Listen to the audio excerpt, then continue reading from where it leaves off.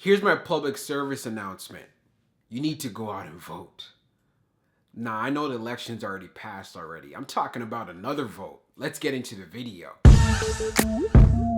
How's it going, everyone? It is Andre Williams. I'm so excited to do this last video of the evening. If you've missed the other video that I did on CCIV recently, go check it out. We got the joke of the day in there as well. But what we need to talk about is Switchback Energy that's supposed to be merging with Chargepoint, right? It needs to happen. Part of the reasons why I put that intro in the beginning of the video. I know many of you are in this play. I know Chris Sain actually mentioned this play a while back, but I just want you to understand and realize we need this vote to go through. You've probably known there were some recent changes that have been happening, but you know what? I actually did a video that I put in regards to having the news put out into a Word document. So I'm about to play that because that goes over all the details and is one of the reasons that you need to know why it's important that you need to go out and vote. I'm about to play it right now. All right, so let's get into the news. So what we're going to be talking about is Switchback Energy shares fall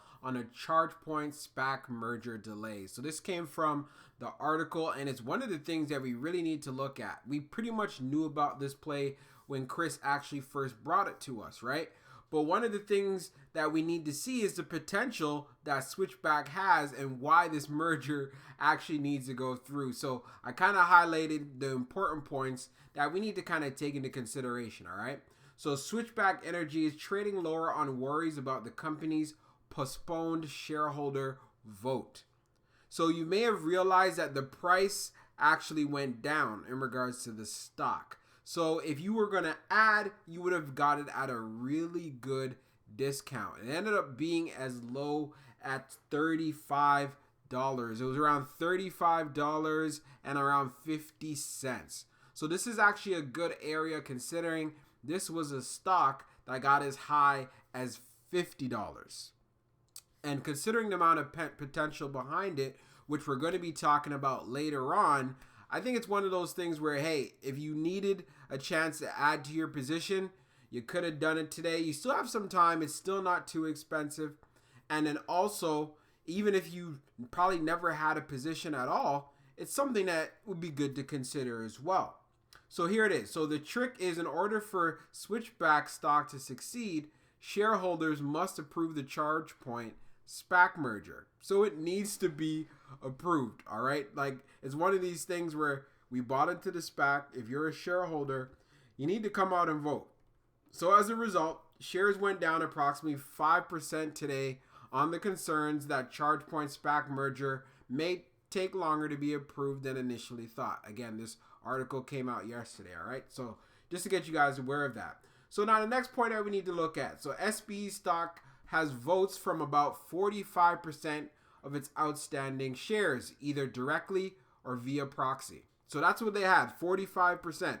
But unfortunately, a majority is needed in order for the merger to be approved, because a significant percentage of Switchback shares are held by individual investors who may otherwise never vote during such meetings. So they're pretty much talking about retail investors, because usually when companies do, let's say like an IPO, for example, it's going to be mostly made up of institutional investors. They're the first ones that get in right at the ground floor, and then the retail investors have their opportunity afterwards. But in this case, for a SPAC, hey, as retail investors, we have the opportunity to get in early, all right?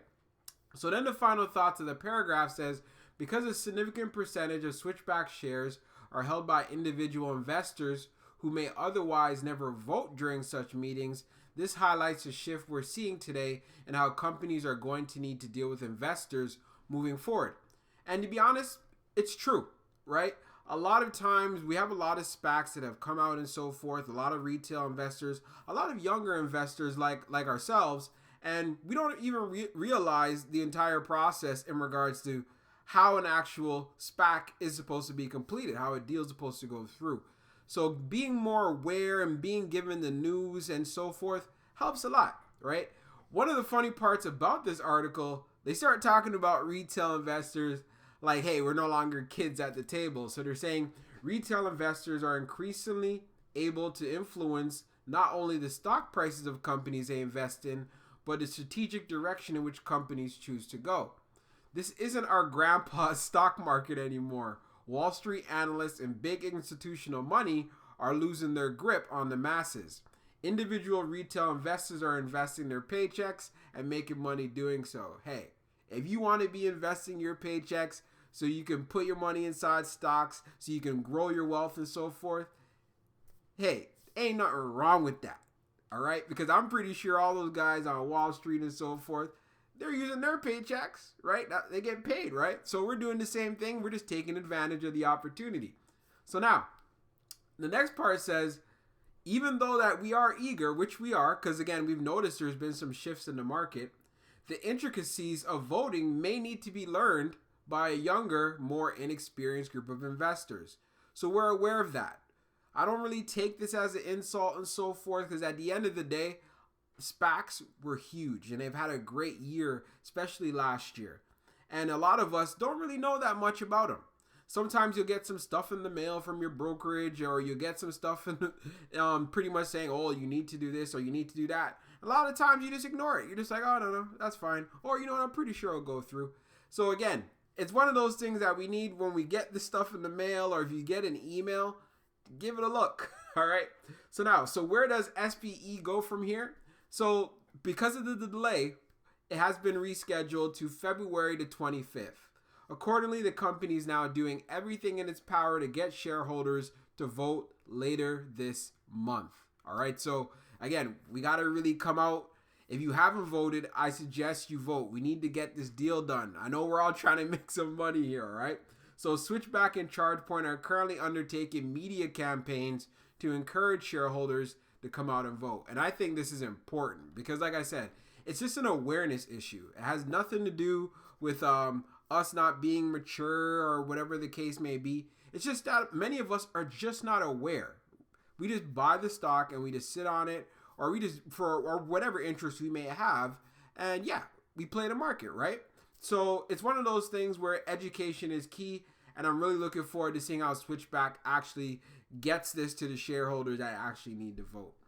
Also, it also says the short-term dip could be an entry point for investors interested in EV charging technology need to get in at a more reasonable price. And this is true because, like I said, Switchback was literally almost trading at $50. It was around the $49 range. So it coming down into the mid-30s area is a good area. It is a really good area. If you could pay somewhere in the 30s instead of paying in the 40s and potentially the 50s, then why not, right? So here's the bottom line. Why is this important? And why should Switchback even continue to get any consideration or attention from us, even though we do need to vote? I just want to remind you, because I know it's been a while. You may have forgot what Switchback is all about. They're supposed to be merging with a company called Chargepoint. And here's why this is so significant. So Chargepoint operates one of the biggest vehicle charging stations and controls 70% of the North American market.